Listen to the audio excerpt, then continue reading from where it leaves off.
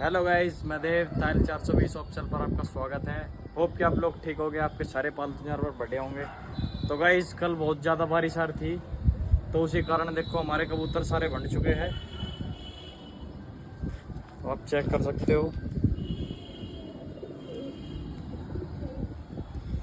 तो जल्दी ही धूप निकलेगी तो आपको हम न्यू वीडियो बना के दिखाएंगे। इन सब कबूतरों को नहलाएंगे और आपसे ही जल्द मिलेंगे। Bye bye.